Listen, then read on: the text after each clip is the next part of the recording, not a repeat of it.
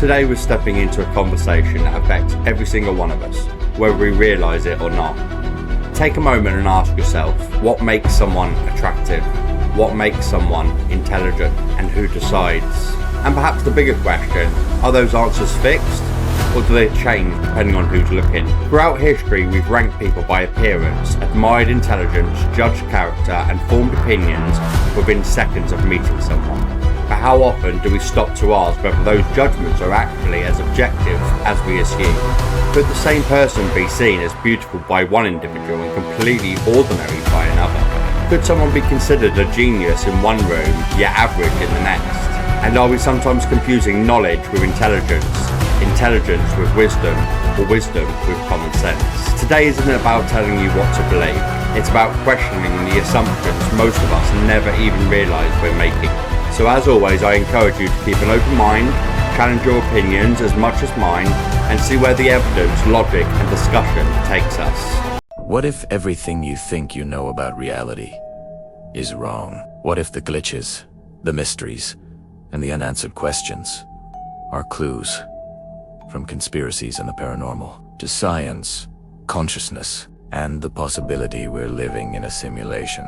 This is the One Opinion in 8 billion podcasts. Every week, we dive into the biggest mysteries of our world. Subscribe now and be a part of the discussion. Question everything. Nothing is off limits. Hi everyone, welcome to another episode of One Opinion in 8 billion. So as you've already gathered today, we're going to be talking about attractiveness and intelligence, because I think they're concepts that are, once explained, it's obvious, but I think a lot of people on a day-to-day basis have a very different perception of those two words. So just a few little caretaking things to get out of the way very quickly. If you do hear a whirring, it's my fan, because, well, I'm recording this on Friday the 26th of June. If you're in Britain, you know that it's absolutely scorching and I am dying with the heat. So if you hear that, I do apologise. It will only be faint. The other thing I just wanted to quickly get out there was,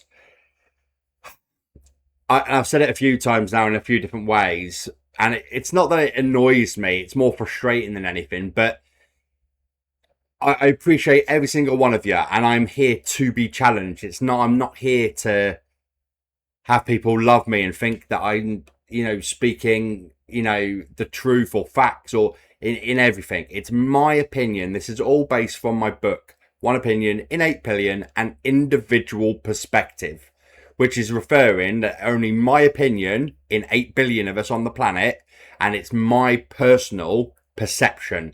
So we've all walked and lived different ways of life, different people, different cultures, different backgrounds, everything.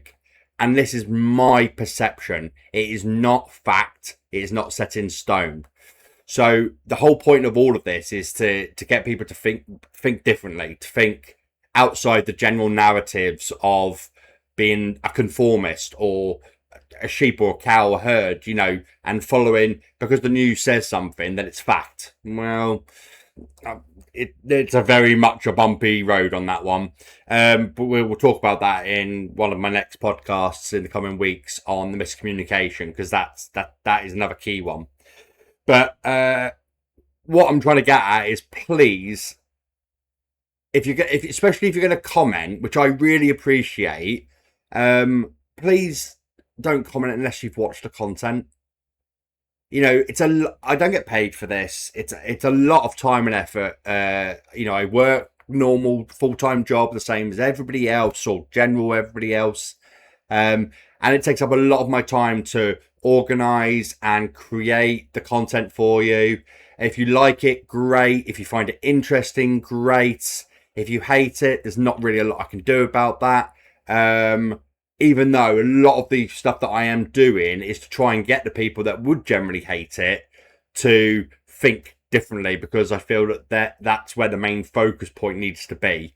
But irrelevant. I don't want to drone on, but please, if you're going to comment or have anything to say about my opinions or my perspectives or whatever it is, please listen to the content first.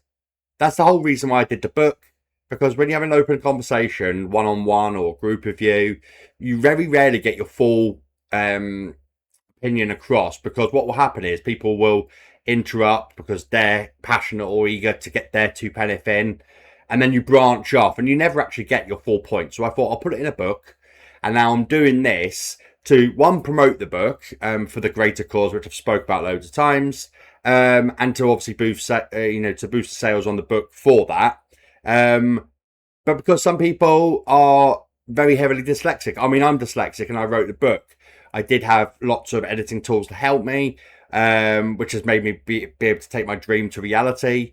But basically, there's some people that just don't like reading, and that's fine. I am in the process of attempting an audiobook, but it is going to take some time. So if that is of interest to you, just bear with me. I am trying my best. But for now, this is the next best thing for me to just show you that it is my own faults. It's not scripted. It's not AI or anything else that people, haters, can say to me. It is me, and talking it. I mean, I know it's recorded and it's edited, but it's essentially live, and you can see what I'm doing. For the people, to try and be diverse across the board for people that maybe can't read, don't enjoy reading, whichever. So I'm going to stop going on now. You know what I'm like, that chat. But please watch the videos or the content, the shorts first, because that's the most disheartening thing about it. So anyway, today, like I said, we're going to talk about attractiveness and intelligence. I have got a few little prompt bullet points in front of me because this is quite a in-depth bracket, and I want to make sure that I get it across fully. So, first of all, we're going to go on attractiveness. So, the definition of attractive, okay, in a person is possessing qualities that cause other people to feel interest, admiration, appeal, or desire. Okay. So, where is the wording? Possessing the qualities. So, that cause other people to feel interest. Now, that's the key bit in that sentence for me, which is the main reason why I want to do the talk on it. So, you can break down attractiveness in several categories. So, first of all, you've got physical attractiveness, which is probably the most obvious and blatant one that we all know. I will have a type of, I'm a heterosexual, so that, for people that don't know, it means straight. So obviously I like ladies, females, women. So what I find attractive doesn't mean squat to anybody else. So, and even in that bracket, you can break it down into so many different areas.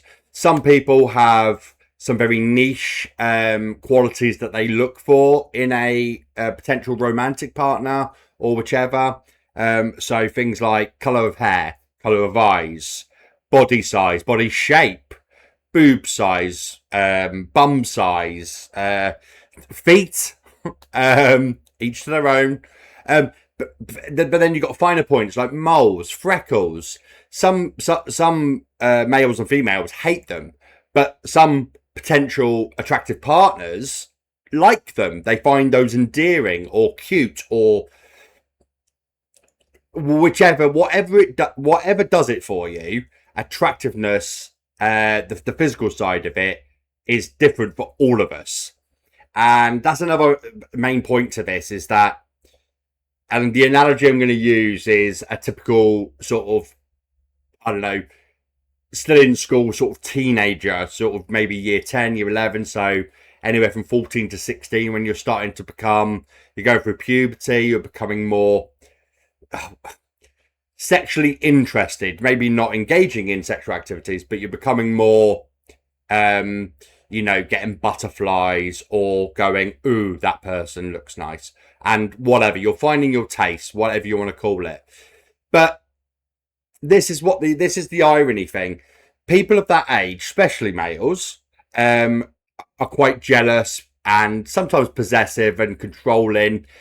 I don't think it's in a negative or necessarily narcissistic way. I think it's just all part of growing up and evolving. So to give you an example, going on maybe a couple of years onto this, or the same period. Let's just say that you've got a boy-girl couple. The girl is going out with her friends, whether it's for a meal, cinema, later on clubbing, whatever it is. Let's say she's wearing something a little bit more revealing. The boy doesn't like it and kicked off. We all know how that goes. But the principle of it is, to compare that analogy, you as a couple, same couple, go on holiday. Okay? You're by the pool, the girlfriend's in a bikini, quite normal, the lad's in shorts, quite normal, and nobody bats an eyelid. Where's the distinguishable difference? Because technically a bikini is as good as underwear. So when you're at home and they're going out and they're wearing a little skirt or maybe a more revealing top, you kick off about it, but you say nothing on holiday when they're basically wearing their underwear. If the youngsters watching, think about that one, because I'm telling you now, it will save you so many arguments. It will make you a better person. And not only that, but instead of thinking of it as people looking at her or perving or whatever it might be, because we all know how, well, I know how male heads work. Think of it like this. That's my girlfriend. That's my partner. She's coming home to me, with me, whatever. So instead of taking it as a slight or dig or an insult, take it as a compliment. So that's the physical side of attractiveness. And I say this to everyone. Now, again, you're going to find out how this particular wording that I'm going to use, because I don't always say the things in the way that I want them to do when I'm doing it live or pre-recorded. And that's why I need the editing tools, because it becomes frustrating to try and get my actual point across without it being miscommunicated, misinterpreted, which we'll move on to another podcast. But everybody that is on Earth is attractive physically, in this instance, to someone else. They might not be to you, they might not be to me, but they are to someone. And that's the key definition, is that we as people, human nature, will, so as a male, if I'm walking, driving, whatever it is, and I go past a female that I find attractive, I'm going to look. It's a human reaction. It happens. It doesn't mean you want to go and ask them out. It doesn't mean you want to sleep with them or anything like that. It just means that you find that person, for whatever reason, on that initial instinct, in physical, in this particular instance, attractive. Okay? But then I could have a best friend that doesn't batter an eyelid at the girl that I have raised my eyebrow to. And there's nothing wrong with that. That's human nature. But the fact and principle is, when terms and words like ugly are thrown out, because they're ugly to the person saying it, does that mean that they're ugly to everyone? Does it matter? And that's the key kind of point to this podcast, and in terms of the intelligence, which we'll talk about after. But I'll stop digging. So then you've got social attractiveness. Now, this can be perceived in several different ways. For instance, for me, I find one of the most intelligent, the most attractive qualities in anybody, in any circumstance, that's a stranger that you're interacting with, a colleague, a family member, which, again, you're not going to want to, do anything sexual with a family member. So that's where, again, the attractiveness, it doesn't mean that you want to jump on top of someone. A romantic partner, whoever it is, banter. Now, for anybody that's watching around the world that might not know what banter means, or even in the UK, banter is basically where someone will take the mick out of someone in a joking way, or if you're someone that takes the mick out of someone in a joking way, that the other party then comes back at you really quick with something witty, and it's so attractive. and when you've got friendships, and when where the borders are and the lines are, where going too far is, what you can and can't say. You learn all these things through time. But banter, having that joking and playful, it's an attractive quality. It's beautiful. So for me, when it comes to social attractiveness, that for me is a massive factor. Now, you've got other things as well. So some people are more introvert or overt, that keep themselves to themselves, or they have they surround themselves by lots of friends. Now it can be perceived by some people that the more friends or more groups of friends that you have, the more likable you may be to some people, not all people. And that's the point again. It's not everyone. Everyone has a different perspective, a different opinion. But they might think, oh my God, he's liked by all these different people, and they might find that attractive. That is a social attractiveness. So then we've got intellectual attractiveness, which falls into obviously the next part of this podcast in terms of the what's intelligent. But intelligent. So some people, if you'll say someone quite high esteemed, so maybe let's go with a doctor.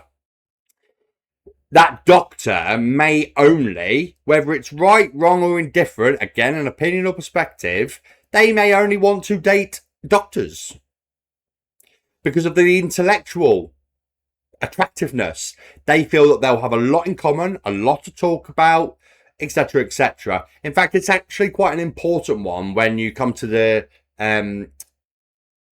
thought process or the social stigma behind young and old dating. So there was one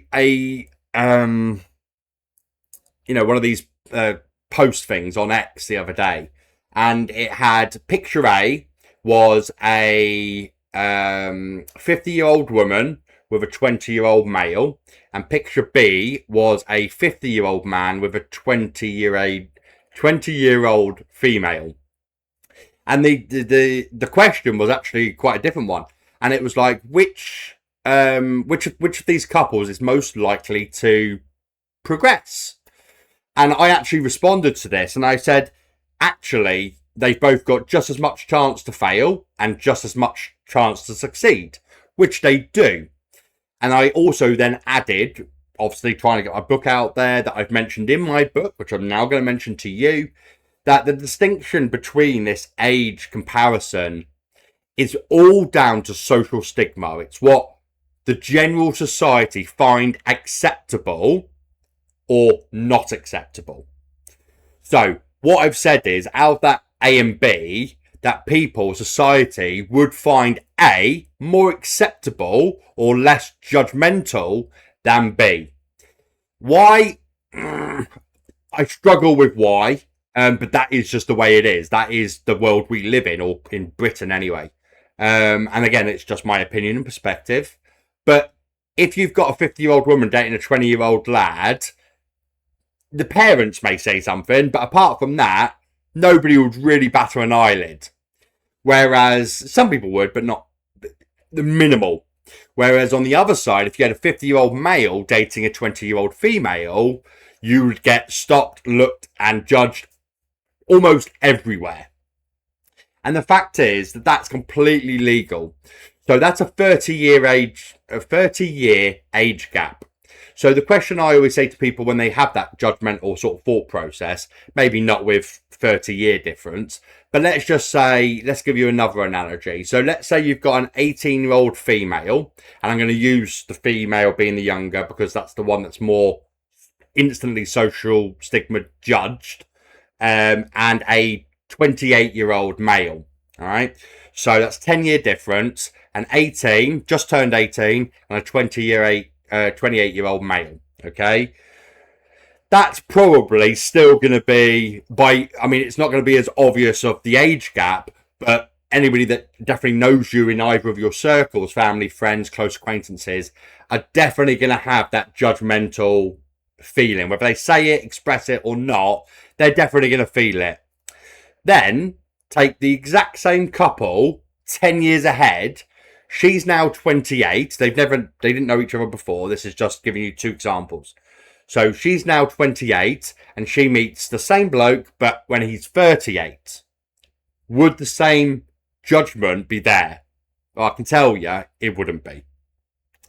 Yet the age gap is the exact same, and both of them are exactly legal. Both periods are legal.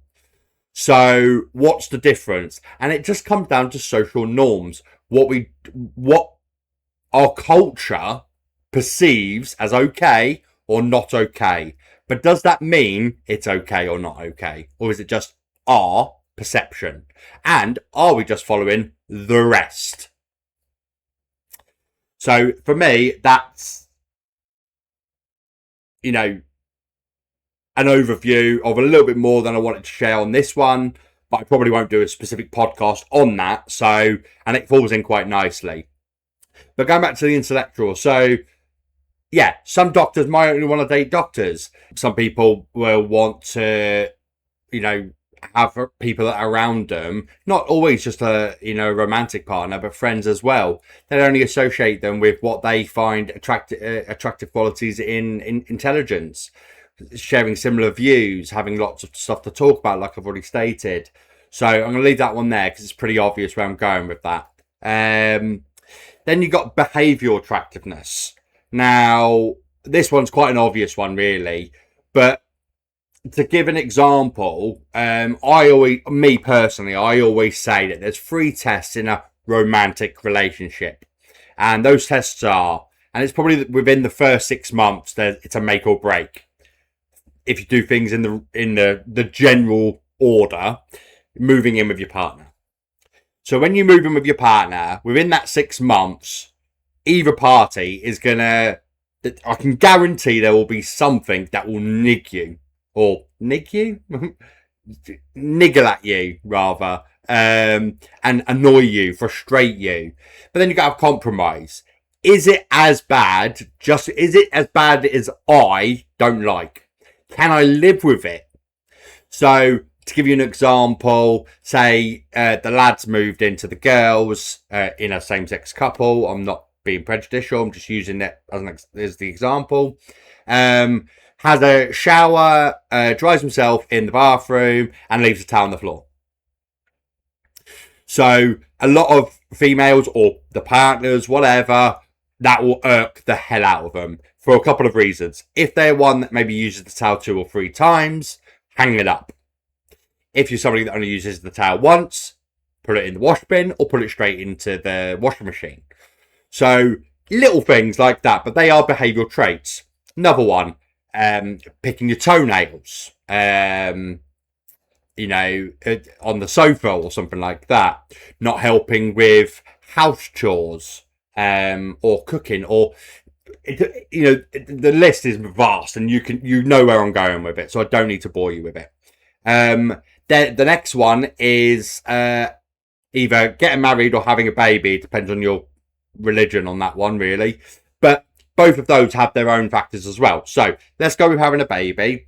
So I'm going to use the male again as the potential annoyer, because it's easier, to be quite frank, which is, it's quite funny being a male myself. But some males, so in a lot of relationships, not that it's the way it should be, but it's still the generalization. The male will still be the one that goes to work in a lot of cases. Although that has massively changed from 60 odd years ago, 50 years ago, whatever.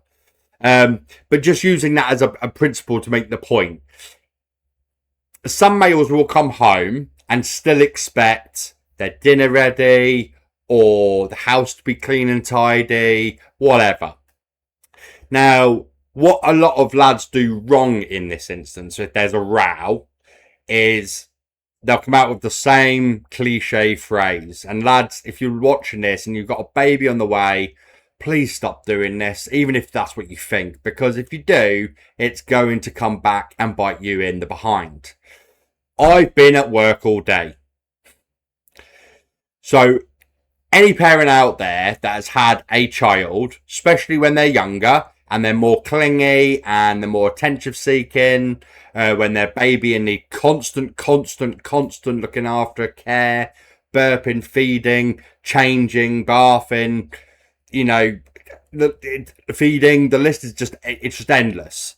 Then they start to crawl and walk and grab all of the things that they shouldn't grab, but they do, rather than picking up, say, like, I don't know, a brush and sweeping the floor. They always grab wires and DVDs and everything that's expensive that they shouldn't really be touching. But you've got to have eyes in the back of your head. So doing that all day whilst the other partner is in work is work as well. I can 100% guarantee that it's probably, in a lot of ways, more training than what the person at money being paid work has actually done. So, to get around this is just a bit of a helpful advice from learning from mistakes. When you then come home, you should then adopt a split chore policy for the remainder of the things that need to be done up until the child, baby, whatever, is put to bed. So one cooks, and one watches the baby, one washes up, the other one watches the baby. Just, you've both got to do your bit, but without sidetracking too much, because you get where I'm going with it. And lads, please just don't ever use that terminology, because you will regret it. And you are so wrong. And that's from a male. You're wrong. So then you've got others when it comes to the babies, where the males don't really change their priorities. So I know of many instances where this is, I'm thinking of one now, I'm not going to mention anything more about it, but there is one particular instance that I am referring to because it's meaningful to me, where a couple that I know very well had lots of trouble to conceive, and once they did, one party's priorities or social life, should we say it another way, did not change, and they couldn't understand what the other partner was trying to say, and there was lots of rows, and it ended obviously them parting ways. Which is tragic in any circumstance, and unfortunately far too common these days. But her bringing up the issue, his response was, "You're nagging me, you're being controlling, you're being possessive." Ooh, there's a fine line on that one, and what the side I was being told, that wasn't the case. There was no wiggle room on both sides. It was a lot of wiggle room on one side, and, well, I don't think there was really any on the other. That is a disaster waiting to happen. So if you were going to have kids, your life is going to change. The things you did before, the disposable money you had before, is going to be very, very different. If you do not adapt to this, it's not going to end well, unfortunately. Now, women have medical issues in this regard as well. Sometimes women can suffer with, is it postnatal, postmortem? One of those, depression, where they haven't had that initial bond or connection with the baby. Now, this can be a temporary thing, or it can kind of drag out, and can sometimes always be there, or be hard to judge years after the fact whether it's sort of depression with other people, or still the one post baby. So that also can cause a bit of an issue, because that in those instances, the woman might be the one or whatever that wants to go to work because she's not comfortable. She hasn't had that bond. And that can happen, it's not directly the woman's fault. It's just unfortunately one of those medical things that happen. There's some people that say that this is more prone in C-sections, which are again another common way of labour these days, because we've got the technology to check how the baby's doing, and if there's any signs of distress, they just get the baby out. Which is one reason for why they're becoming more and more common. But because you haven't had the birthing process and the natural order of the birth, birthing the baby through the birthing canal, the cervix, and going through all that, and then once the baby's born, directly giving the baby straight away. Sometimes that it's a bit like closure. Like, to give you an example, like my nan had I was furious, but my nan had one of these pure cremation funerals, which none of us knew about. So when my nan passed away, she was literally picked up by this company, very similar to any other, mortuary or coroner's van, taken away, cremated, and given back, sent back in as ashes in an urn.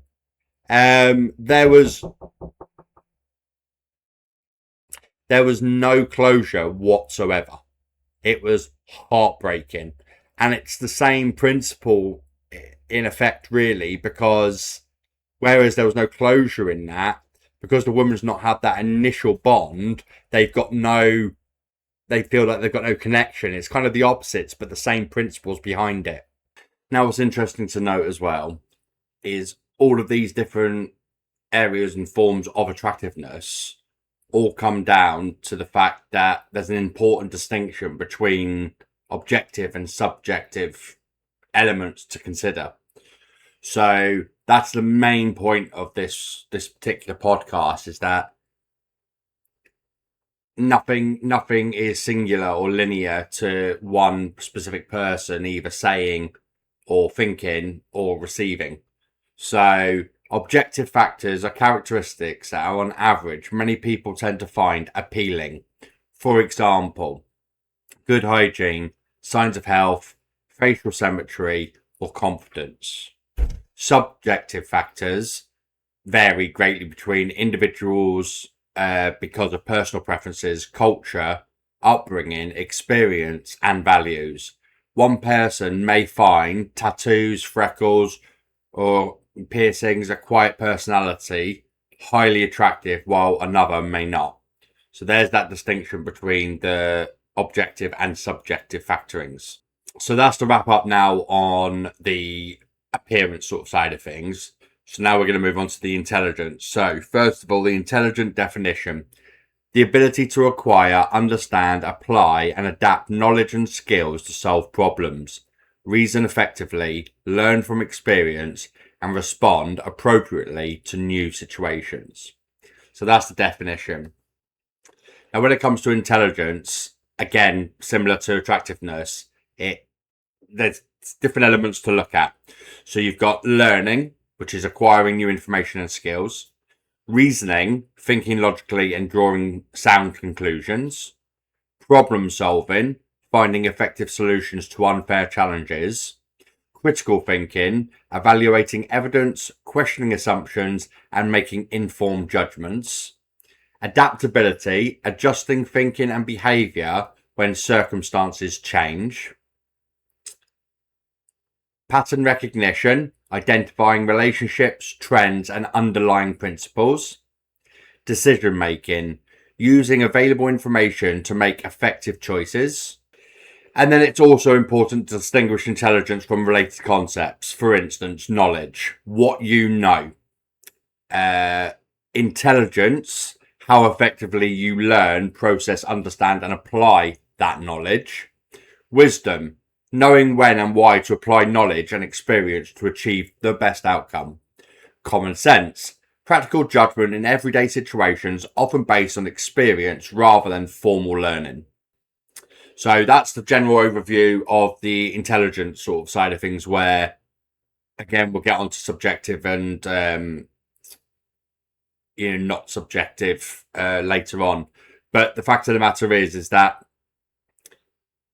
we think of intelligence, and I think most people would agree that they instantly go to if someone knows a lot of things, or if they work in a high esteemed job, they've got lots of degrees, so they've got knowledge in maybe several different areas, etc., etc. But intelligence is a combination of factors that form that intelligence.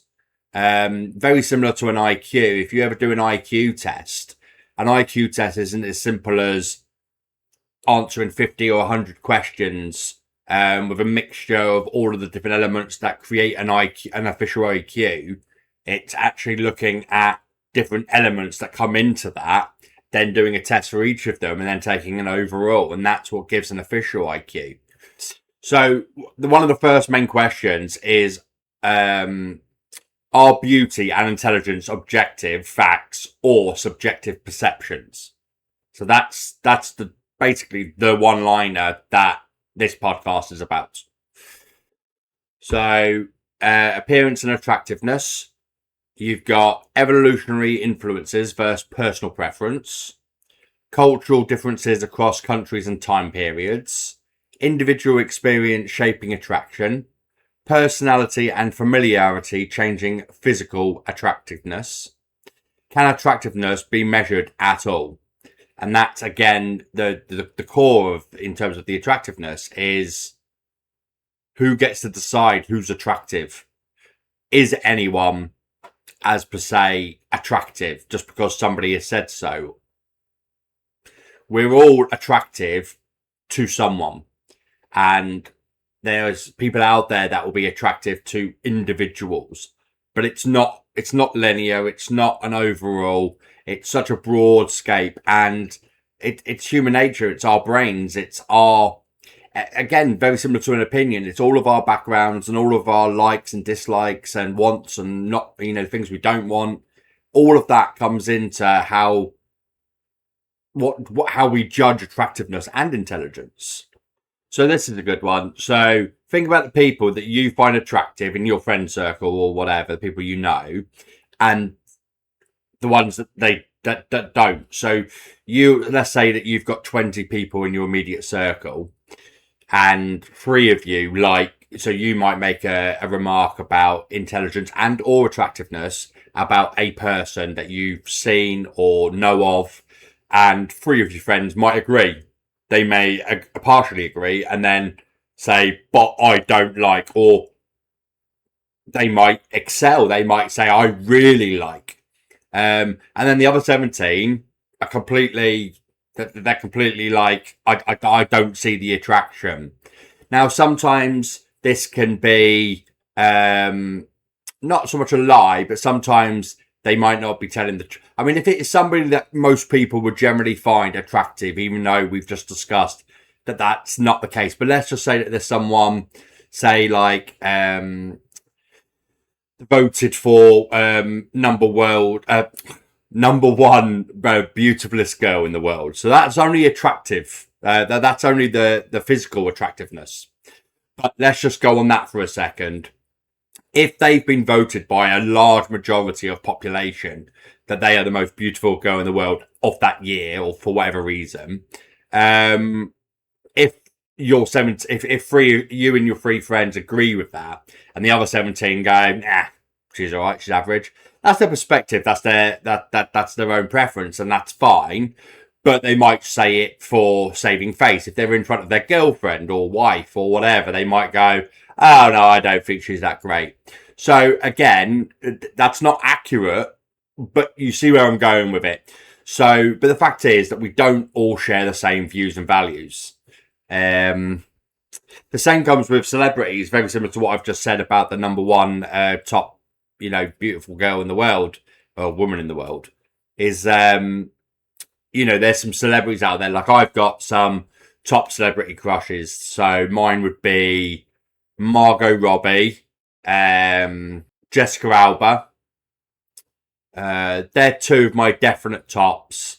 But then you've got another thing to come into it, because you don't want to maybe be judged. So, like, I mean, there's, for instance, I'm 40 and there's up and coming actresses that are a hell of a lot younger than me. But just because they're younger than me, can I not say that they're a beautiful woman, in just one of the attractiveness brackets? To give you an example, I think Sydney Sweeney is very attractive.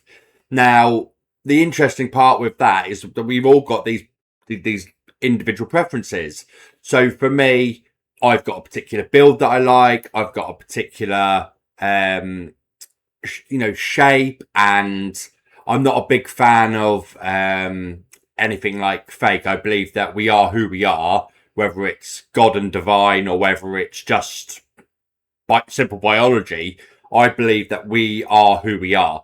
So I'm not a big fan of like fake boobs or anything like that, because we're given what we're given. We are who we are. So I'm not a massive fan of that. So that for me is a big. I'm not a big fan of drugs. Well, it's not that I'm not a big fan of drugs. I'm not a fan of drugs. So if I was to go out on a date with someone or was dating someone and then I found out that they'd done recreational drugs, that would be a big no for me. That would put me on that'd be a big wall, big red flag. But we've got different things. But so Sydney Sweeney is an overall, just from looks, I think she's an up and coming. I think she's beautiful, and I think she's definitely my type. But there is specific things about Sydney Sweeney that aren't my favourite things in what to look for in a beauty or physical attractiveness. I'm not going to get into those because that's a little bit too in depth for what I'm trying to achieve. But the fact of the matter is that you can even find someone absolutely beautiful from first looks, like I said, the physical side. But there's still things that, if you were to have a checklist, they might get, if you had 10 points on the checklist, you might tick 8 of them at 9 or above. And then there might be 2 or 3 that are maybe 6, 7, 8 or something like that. But it's still right up in the right range. But they don't tick every single box to 10. And that's the difference between, when if you ever judge someone, honestly, generally it's what's coming out of your mouth. So if you literally were to say exactly what you thought of every girl or every male walking past, does it actually mean anything? Does it matter? And we get hung up on all these details. And the fact is that we're all individual. It's exactly the same as my book and the fact of me having my own opinion. Whether you agree with it, disagree with it, it's irrelevant. The whole point of this is just to make you think a little bit differently.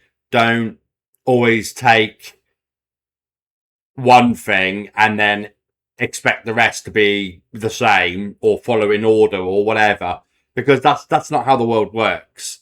It takes, often you've got that first initial meeting or glance or whatever it is, and you'll formulate an opinion. That's human nature. We all do it. Most of us don't say it or anything, but we start formulating a perception of a person on their looks and on their intelligence at some point through as the relationship grows. But that doesn't mean anything to anyone else. A lot of women, I think, are more self-conscious in terms of their looks than men are in general, but that's not always the case, as I say, with everything. But who cares what anyone else thinks? When you cut everything away, who actually cares? Now, this is the problem, because with confidence, you do care. And that causes, issues, or like, it can affect mental health. It can affect what you don't do, who you don't meet, and what you don't wear. And it doesn't matter if you feel comfortable. That's all that should matter. My opinion, Joe Blogg's opinion, your spouse, your family members, it doesn't mean anything. If you're happy, that's all that matters. So yeah, I've already basically touched on it, but when it comes to intelligence, what do we actually mean by calling someone intelligent? So I've already sort of started this bit and stated that I can't even remember what I said now. I've gone completely brain dead, but I said it within the last 10, 15 minutes. But anyway, moving on from that, I know a wide range of people that are they work, they're in high prestigious jobs, doctors, education, lots of different things. And a trait I have tend to find, it's not always the case, but it's quite funny with the list that I gave you of how intelligence is measured at the beginning of this segment, is that I know a couple of doctors, for instance, medical doctors in different hospitals, and in their field, so anything to do with medicine, the body, biology, illnesses, diagnosis, they are top of their game. They are absolutely, brilliant, intelligent. Yeah, that's their knowledge. But when it comes to common sense, they're some of the most ditziest people I've met. And I suppose, there's a phrasing, streetwise. So that's basically having knowledge of what things are actually like on the general streets. So, I suppose that the one that we all know is the Green Cross Code of how to cross the road safely and stuff like that. But they're just clumsy. I don't know how to actually form it. But the fact of the matter is that they're up here on their knowledge, but when it comes down to common sense or just being generally clumsy in what they do or say, and they don't really think before they speak or do something, and you're thinking, what? And your brain's trying to struggle and understand how that's possible, because it's the same thing as the list that I gave earlier. Intelligence is judged by so for me, if I was to say someone is an overall intelligent, that's my opinion, that's my perspective. And they may well be intelligent, or they may have different levels of intelligence in those 4 or 5 categories. But to someone else, they might look at it completely different. And the main reason is because of your own intelligence and understanding of what intelligence is, what it means.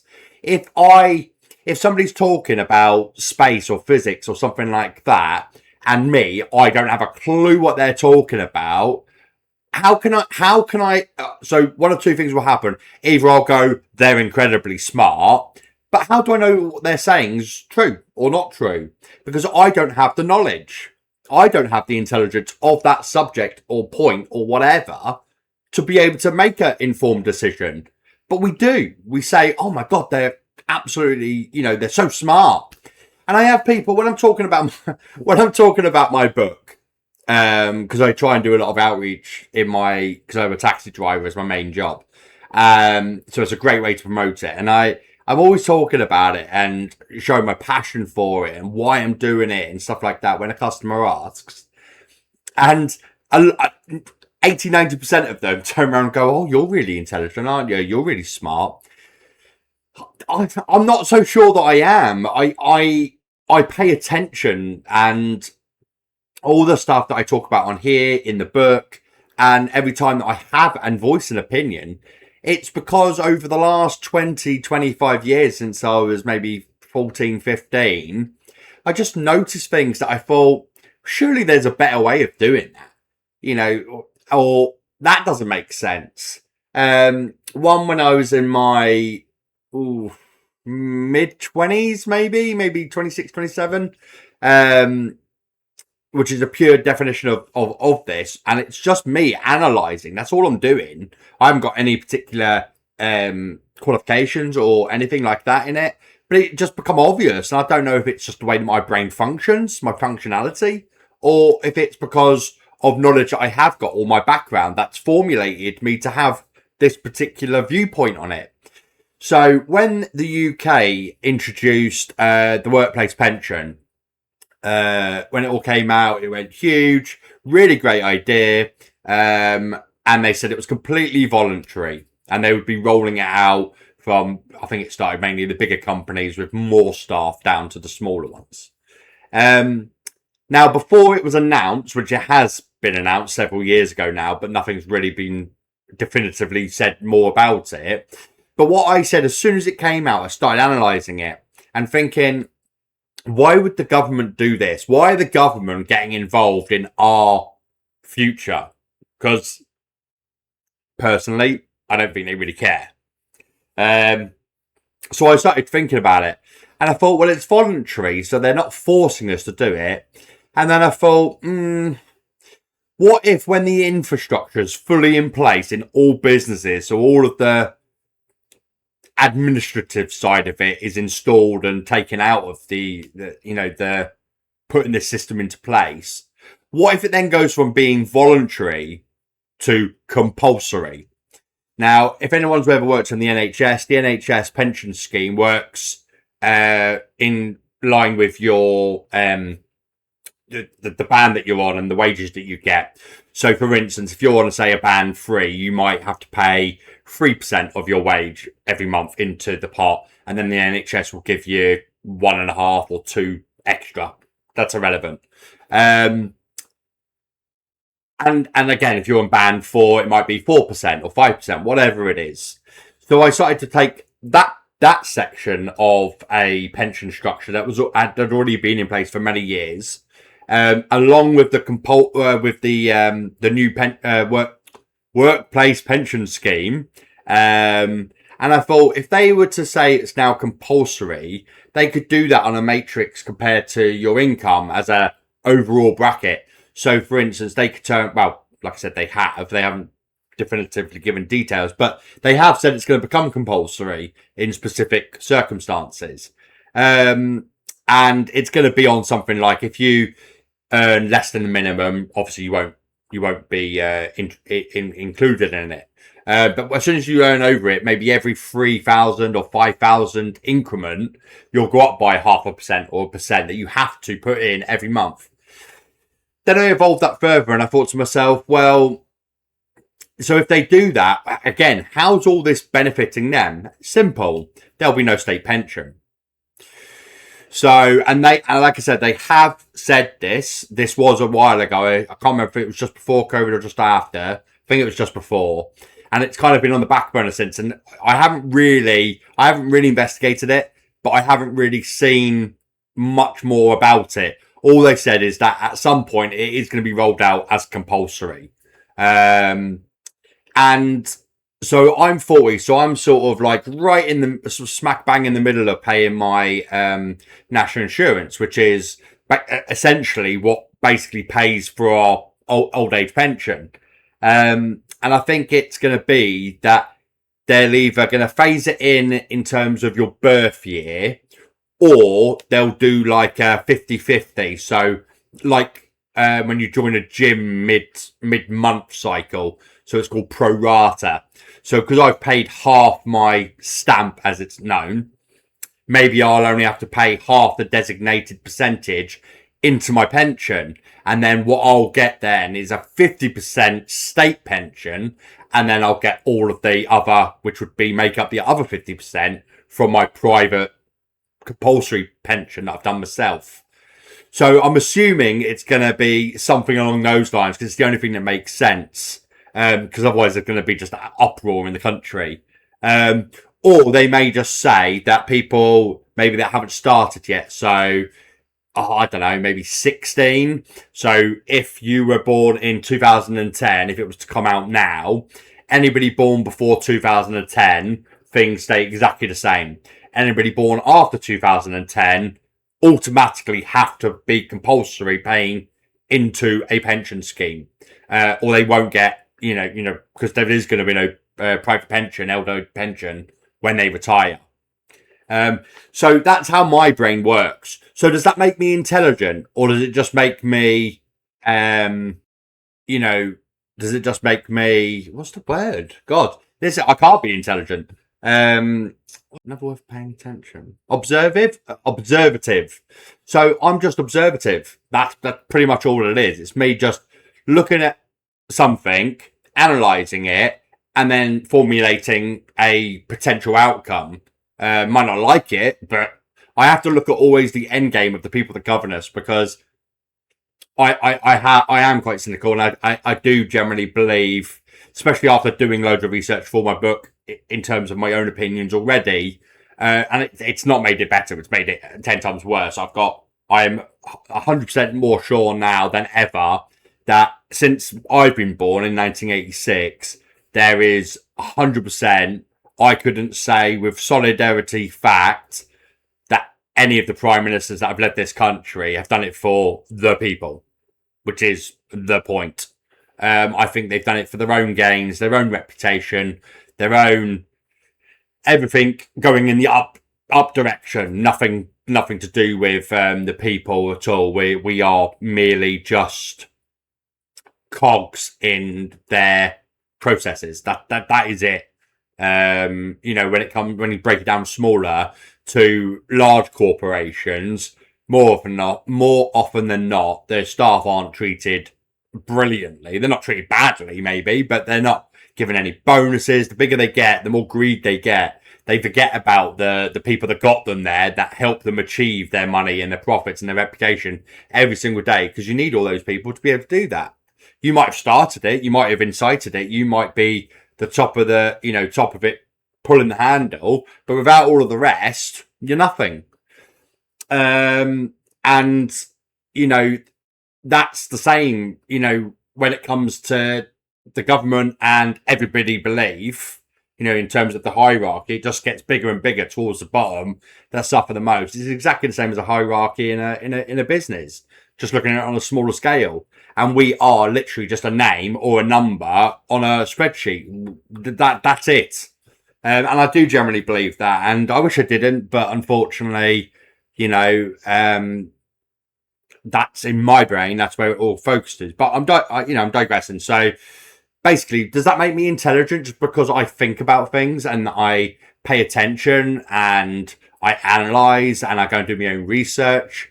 It'll give me a level of intelligence, of course, because every time you learn something new, regardless of what it is, that is an extra, input to your intelligence scale.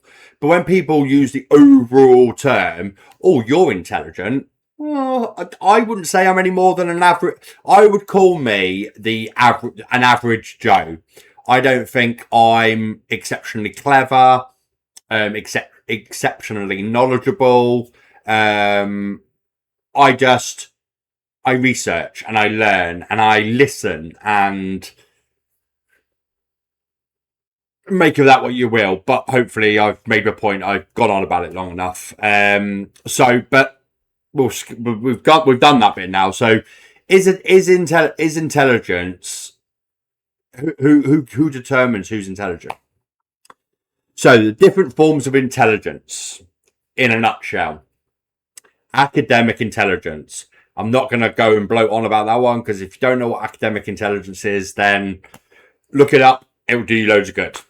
Emotional intelligence. Again, another quite obvious one, but this is the thing. This is going to come into the things that play close to home. So, and your morals and your principles are all going to come into this intelligence.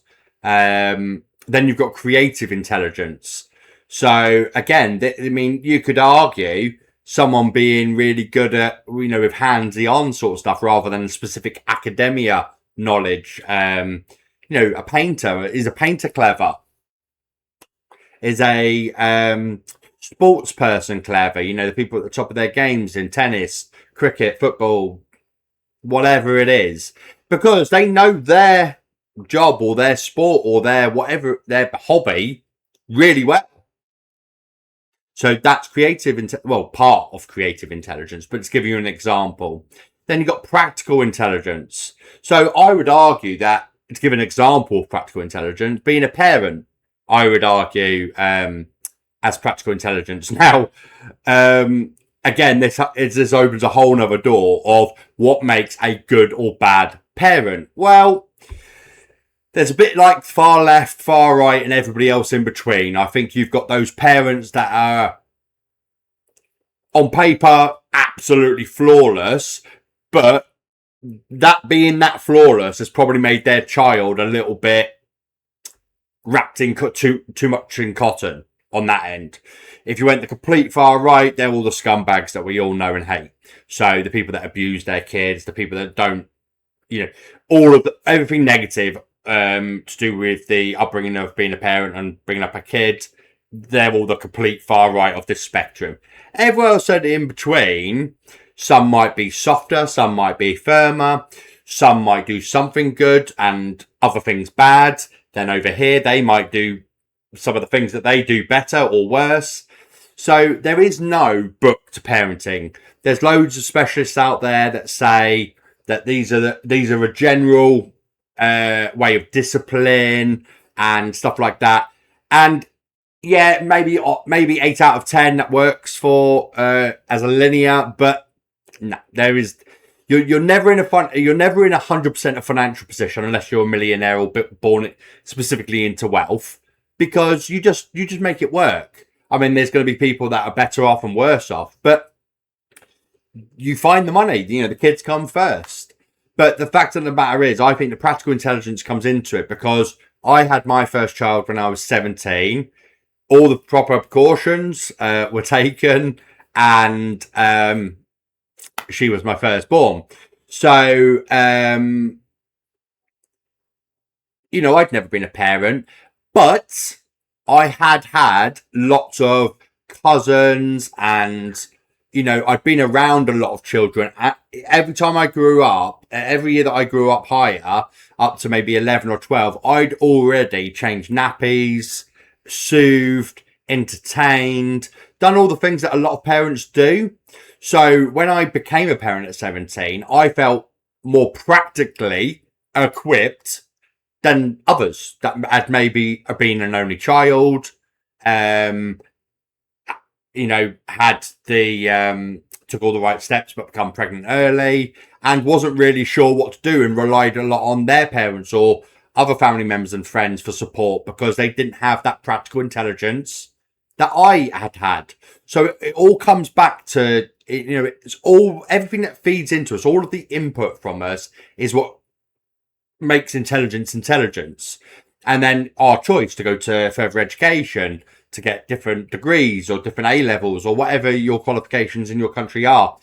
The more knowledge that we gather, whether it's academic or emotional, creative, practical, whatever, the more intelligent we are going to become.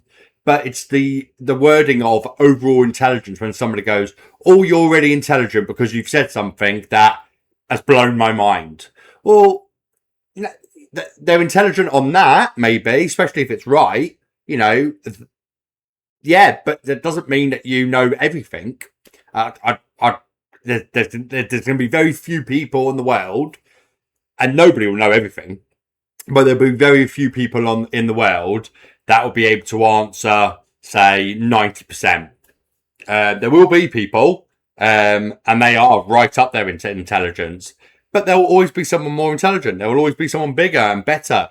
It's life, it's human nature. But the main focus of this one is perspective and objective and subjective to the person thinking, seeing, and saying to the person receiving or hearing.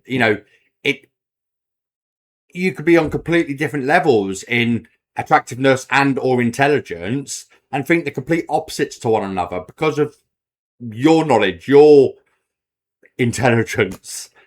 So, and then the last one is social intelligence, which I would say that I would put street knowledge and streetwise in this category. So knowing what the big bad world is like outside of work, outside of family, if you live in an area or if you visit an area, that you can have a very different perception. So the area that I'm from, loads of people that have asked me where I'm from, and I've said, they've gone, "Oh, it's lovely down there. You must miss it loads." I do miss it loads. It's my hometown. But when you're born and raised there and you're familiar and the other locals are familiar with you, it does have a very different and a different vibe. And I find a lot of people say, "Oh, I hate it here," which is normally their hometown. I think that's just a thing that people say. I don't know if it's because of that familiarity and you're just bored of the same old thing, you just want to move on. It might be a lot to do with that and maybe other things as well. You might have had some troubles or difficulties or being bullied or hardship or bad memories, good memories that you no longer have that causes you to reflect on them in a negative way because you've lost them. But that's for me what social intelligence would be, is being, the local area, when you're driving, cut throughs. You've got lots of different friends from different backgrounds and you might get involved with voluntary projects or community projects. And for me, that's all social intelligence, having that knowledge and to gain that knowledge, the best thing to do is do the practical side of it and actually do it. Reading it or learning it's one thing, but doing it's complete another input of intelligence. So that's the breakdown of the different forms of intelligence as an overall. So, like I said, I've made some bullet points just to make sure I keep the flow. So I've just skipped through a lot because I've kind of done it in what I've already expressed anyway. Like I said, it's only here as a prompt. But it says here that I've wrote the observer effect. So a few little points. Does someone appear more intelligent simply because they know more than the people around them? Which I did touch on, but I'm just going to leave you with that question. Where's the other one? How environment influence our perception of intelligence. Now that can come down to the country we're in, the area we're in, the people that we're surrounded by, and loads of other factorings. But I'm not going to go too much into that because I've given a general overview anyway. The next one is the danger of overestimating or underestimating people. So, can I give an example for this in intelligence? Yeah, I mean, someone could even fake being dumb. I hate that word as well, but not intelligent. When actually they're maybe like a top in their field or something, and just let you continue going on. What's that show that I used to love? It's not on intelligence, but I thought it was brilliant.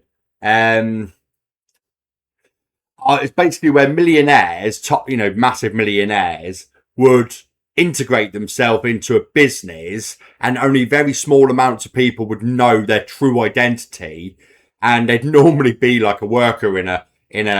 I think one of the best ones I watched, which really hit home with me, there was a couple in their maybe mid-50s, maybe late 50s, and they run a social club for the local kids in the community to try and keep them out of trouble, keep them entertained.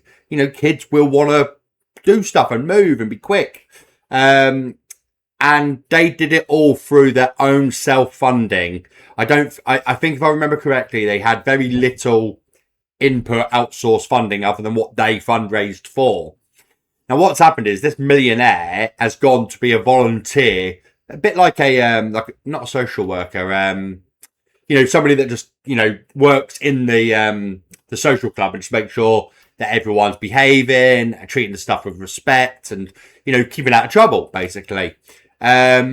So he'd applied to be one of these, and I think he worked there for a week or two on his voluntary shifts, and at the end of it, he actually wrote a check to.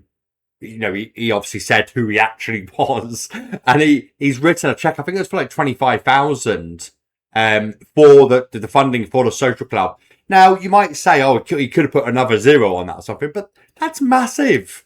Can you imagine doing a voluntary project your whole, for good, I think it'd been 10, 12, 15 years. Can you imagine doing that? And then somebody coming to your place of work, seeing your passion, seeing your drive, and just writing you a check is for irrelevant amount of money. And to make this one particularly better, I think he definitely wrote another check, but it was directly for the couple. He said, you've missed out on holidays, because you've put some of your own funds to buying new chalks for the pool table, whatever it is. And he wrote, I think it was 15,000, so I think 40,000 in total. But the point is that he wrote a separate check for them individually outside of the sort of charity sort of side of things, and said, I want you to go on an absolute marvellous holiday. And, it was so beautiful. I wish I knew the name of the show, but without looking it up, I can't think of it. But anybody that's in Britain particularly, because obviously I can only go on what I know is shown in Britain, you'll probably, if you like that sort of stuff, you'll know what I'm talking about. And it was beautiful. I would love nothing more than which is my hopes. But as much as that is beautiful, my hopes are to do the exact same thing, but just in places that, every charity and everything has its reasons for being there, the same as every person has their part to play in a job role. But for me, my morals and my top priorities are to ensure that what I believe are to be top 5 fundamental human rights of being a human being that everyone should have access to, especially in this day and age, when the funds are available and the resources are available as well, makes it even worse. And anybody that watches my stuff and keeps up with my stuff will know what they are. So it's water, food, education, vaccines and healthcare, and clothing and shelter. But the main one is everything started with water. You can't do nothing without clean water. And there's thousands of people dying because of no clean drinking water. Now, a lot of people say to me, well, that's their government's problem. Absolutely, it is. But some governments are more corrupt than others. And the first project that I am focusing on is an area called Moroto in Uganda, because I identified just for clean drinking water availability, 3 countries, the top 3 countries in 3 continents, which are the most poverty stricken across Asia, Africa, and South America. And Uganda came out at top, which is in the African continent, for anybody that doesn't know. And Moroto, out of that country, is the worst hit, the most worst poverty-stricken area for access to clean drinking water. So that's my first project. And, for me, that is so important. And if I'm successful in being able to go over to Moroto, which I do plan to do, and install water systems, and that be only just the first project, and then continue to grow, continue to do this. And if I was to lower water distribution and save lives by even 1%, more than happy to dedicate the rest of my life to ensure that happens. And this millionaire program, it was brilliant. What a warm feeling knowing that there is other people, especially that I feel that are like me, that my greatest joy in life is to help others, make others happy, make others smile. I used to always get told when I was younger growing up that when I was in relationships, I used to spoil the girlfriends I was with. And I used to always, when it was sort of going down the down the finishing route, they'd always be like, stop trying to buy me. And I took that hugely growing up. And what I've come to realise now as a fully grown adult is that I was never trying to buy anyone. That's me and my way of showing my love and affection to others.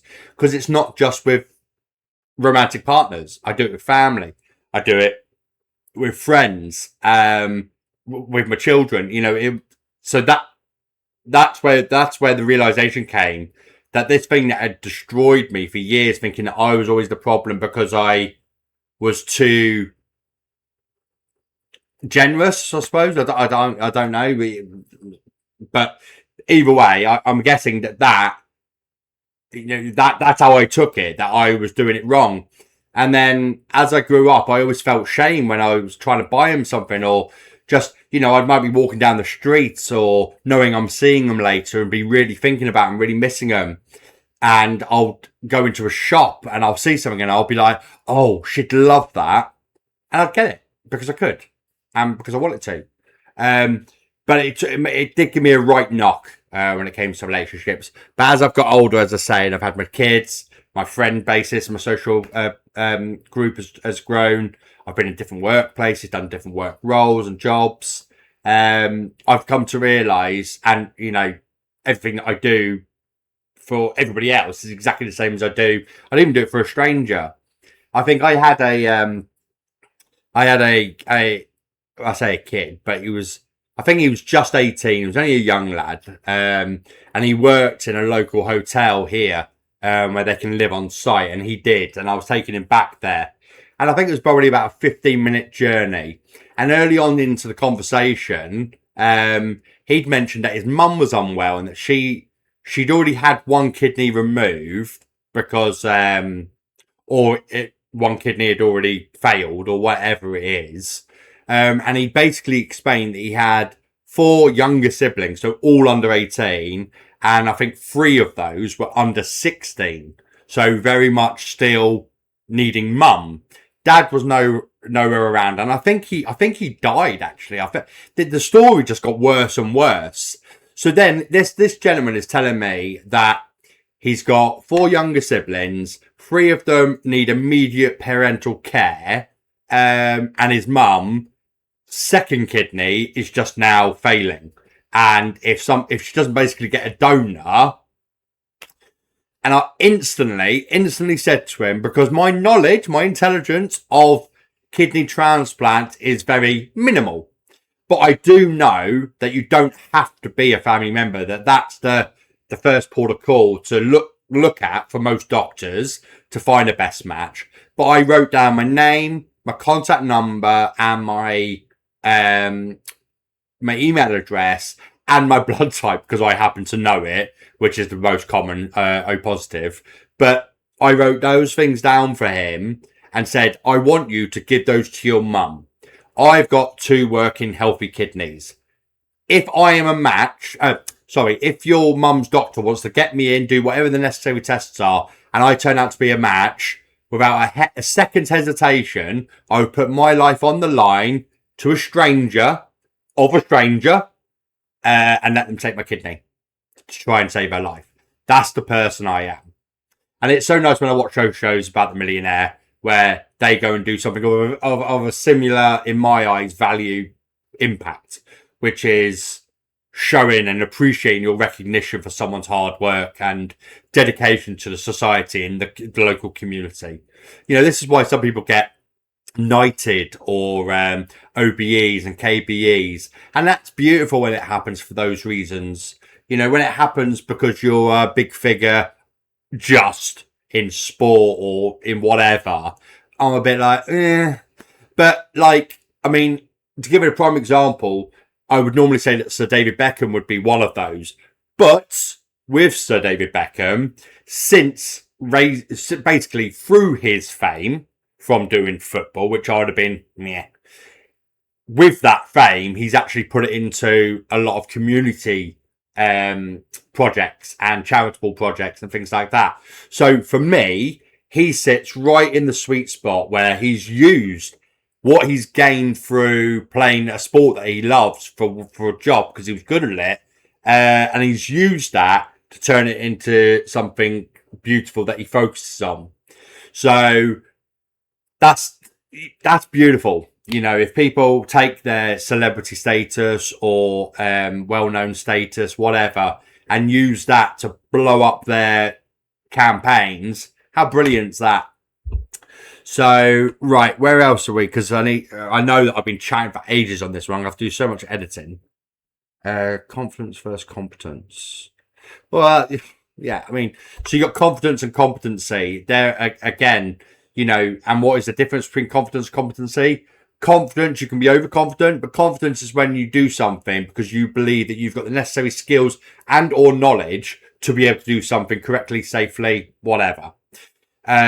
Competency is where you have been specifically certified in that whatever it is. So to give you an example, my brother is a scaffolder and he's done it for many, many years, and good, bad or indifferent, my brother is absolutely bob on at scaffolding. And as health and safety has grown, obviously he's had to do so many what they call tickets for different things, working at heights, using a harness, etc., etc. Now, I know this, and I feel confident, having worked on roofs and stuff like that under different parameters. I believe that I could go and do my brother, you know, work at the heights my brother works at safely without the need for a harness. But we don't have the choice because obviously it's regulation and law. But if I was able to do it outside of that, would I be competent in it or would I be confident in it? Overly confident, maybe. But that's another issue. But confidence and competency is the fact that I look or have seen something or how to do something, and I believe that I could comfortably do that safely and correctly. Competency is basically where you have got that, you are specific. It's a proven fact that you have got that ability to be able to successfully do that safely and correctly. So, it's one of those. There's a weighing scales. Sometimes it's the lesser of two evils, in different things. I've got here. I am going to start wrapping it up because I've got so much that I've written here. But biases in judgment. I've given a general overview on all of this, so I'm just going to read them out. So, like the halo effect, attractive people assumed to be smarter. Really? Do we really assume that? Because I think most people would argue, if we're going to generalize, that most of the people that are smarter or most intelligent are generally the ones that were probably bullied in school for being either uglier or geekier or whatever it is. So that's a bit of a hypocritical statement, but it's a perception, especially in adult life, that you have. The better looking someone is, they must be really clever as well. It doesn't work like that. Reverse assumptions. Unattractive people underestimated. Well, it's a bit of a flip to that one, but that's basically saying the opposite. So the uglier they are, the stupider, or the less likely they'll be able to achieve something. So to give you an example, you might look at somebody going into the military as a skinny little geeky, academic buff or whatever, but loves the military and wants to be a soldier. And you might be in his or hers new squad for training, and you'd be like, oh god, look at the state of them. They're not going to do very well, are they? What the hell does that? What does it even mean? But people do it. First impressions and stereotypes. So we all know and we've all heard first impressions are everything, which they are. They shouldn't be, but if we as people do not have a good first impression, which is normally in a very short space of time, in which whatever it is that the interaction's for or about, it's probably not going to get much better. It's very hard to change someone's first or initial impression. So that's why you always hear, like, if you're about to go for your first interview, your parents, your loved ones, your friends, whatever, say, make sure you're there on time before with prep, to show that you're keen. Just because it doesn't say wear a suit, doesn't mean you can't wear a suit. If it says smart casual, yes, you can technically go in a nice pair of jeans, with a nice clean top on. I've never been for any interview without wearing a shirt and tie. No, shirt and trousers at the bare minimum. So basically what you wear for school without the jumper, blazer and the tie. Most of them, I've definitely had a tie on. And that's because of my first impression of what I believe of the company. But no matter what it's been, and I've been on some low-end jobs, I've always worn a shirt and trousers with shoes. That's a bare minimum for me. It's like for me, because I have certain things in my head that are just, there is no wiggle room. That is the minimum. So if I ever go on a first date with a female, I know that with as women's rights have got more and whatever, that they take more of a 50-50 approach because they want to show that they're not above or below any male.